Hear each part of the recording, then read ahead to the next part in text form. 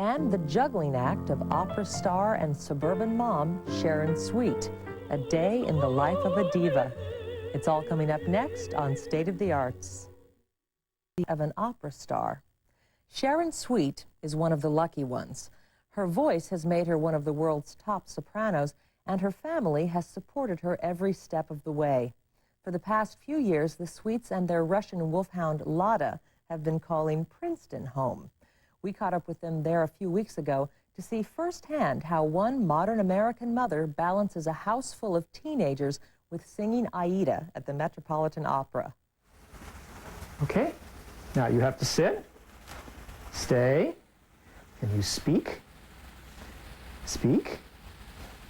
Big one. Big one. Big one. Atta girl.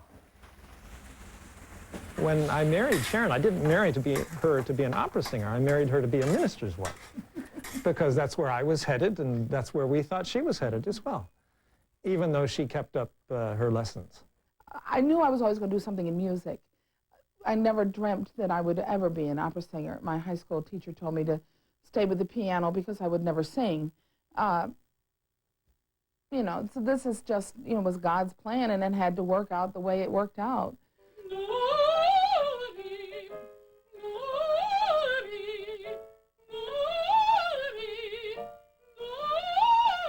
SHARON SWEET emerged on the world opera scene in the mid-1980s as a bona fide star. In her mid-30s at the time, her voice had just reached its maturity, and she began right away by singing the roles she was meant to sing, like Aida. It's a direction that Sharon gives her now-deceased teacher the credit for. I studied for 15 years with Marinka Gurevich, the teacher of Martina Arroyo and Florence Quivar and Diana Silviero, and Grace Bumbry studied with her. I'm not the kind of voice, she's always told me this, I'm not the kind of voice that will have 100 roles. I'm the kind of voice that will have maybe 20. But that's the way the old style training was for my kind of voice. They didn't have 1,000 roles because they're, and I also didn't go up through the lyric soprano until my voice got to where I was going to sing the real meat in my voice. I started right where I'm supposed to be.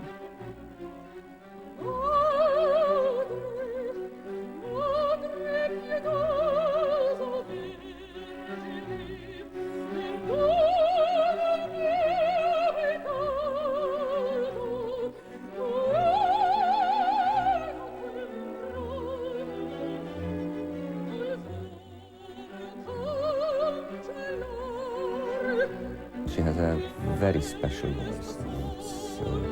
It's something not only a beautiful voice, but something very, very special. For people who appreciate interesting voices, it's something really unique. It's like a very good wine. I can't compare it to anything else.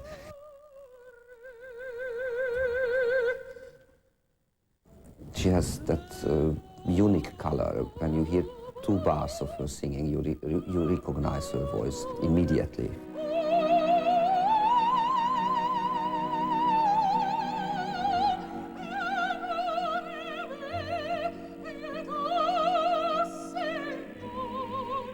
The audience gets it too.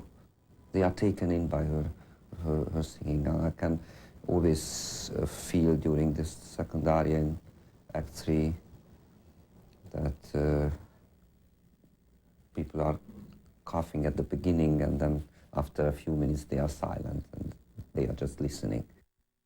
When I watch my mother sing, it's like watching a different person. The recent one I watched her sing was Aida at the Met, and she has to be in that character, and it's like watching a different person, different character, totally new person. Well, it's a gene, really. Classical music is my love. Zachary and Sarah are the twins, almost 16 years old. The oldest, Joshua, is graduating high school this year. The Sweet family is tightly knit. as much because of music as despite it. We all play instruments. My sister piano, I cello, trumpet and French horn. I play the cello. Actually, I want to go professional with the cello. My brother plays violin. We all sing in the choir, and so it's basically most of our lives.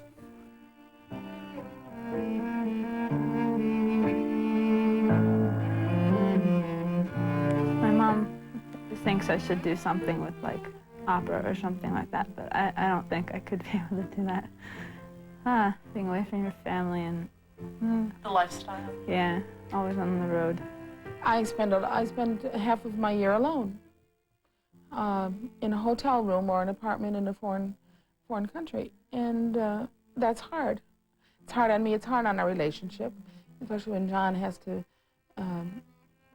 be the only one home to handle the household affairs and the children. It's a little easier now that the children are young adults. When they were babies, little ones, it was difficult. My mother and father, they're a team. My mom and dad are basically a part of each other, especially in this family.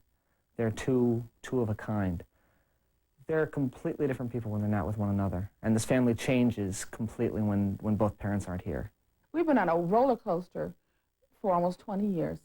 We're celebrating our 20th anniversary this June, and it's been a big roller coaster ride. Well, the roller coaster really began in earnest in '86. When we went to Germany. When we went to Germany. That's when the roller coaster really began in earnest.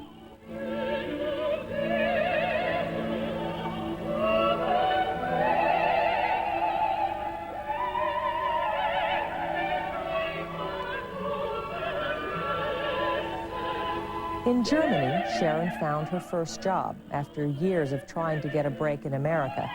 She also found her first devoted fans. John began work on his PhD, and the children grew up.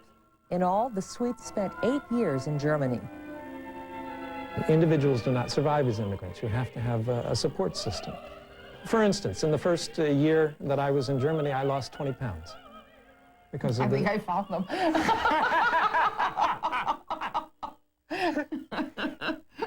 I lost 20 pounds because of the stress of having to do everything in a foreign language.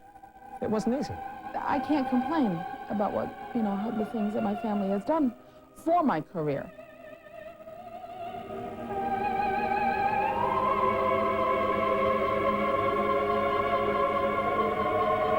But on the other side of it, my husband knows that if he were to say to me today, it's enough, no more, I would leave it all. There's nothing more important to me than my marriage and my children. The career is wonderful, but it's icing. It's all icing. Leaving Germany meant putting down new roots in America, somewhere near New York, but not in the city. The Sweets chose a beautiful old house in Princeton. The Princeton High School choir soon had 3 new voices, as well as an important new voice of support. I wasn't expecting a whole lot out of a high school music program. And the choir opened their mouths and they sang. And the tears literally just rolled down my face. I had never heard teenage children sound like this in my life. I mean, I was floored.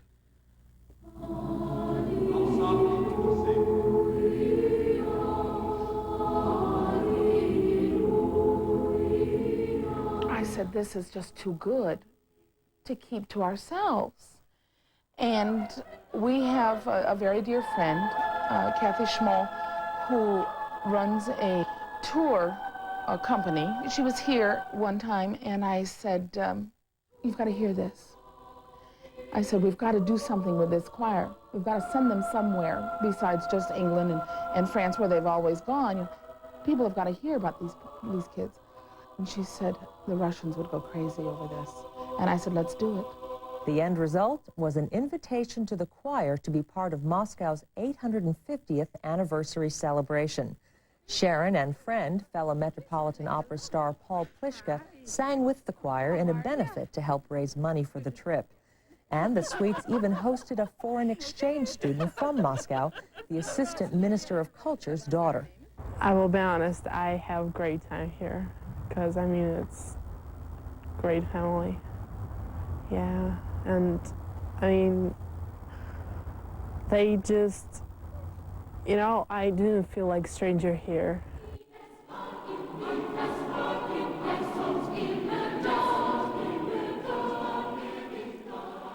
It's almost obvious, I think, what they add. They add a cultural richness. I mean, to have one of the top, metropolitan singers, living in the community, and she's so willing to share her talent with the community.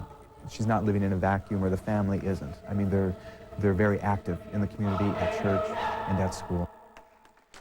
My job is to go out and sing. I make a good living. I have my family together. I get to spend a lot of time with my family, and I get to do something I love.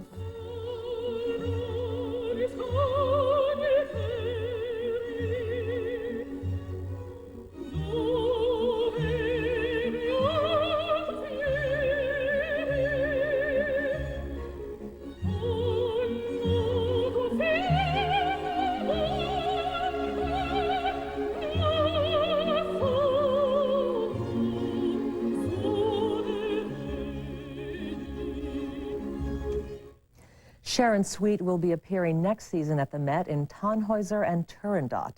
The Princeton High School Choir just returned from Russia. A CD recorded during their 10-day tour will be coming out later this year.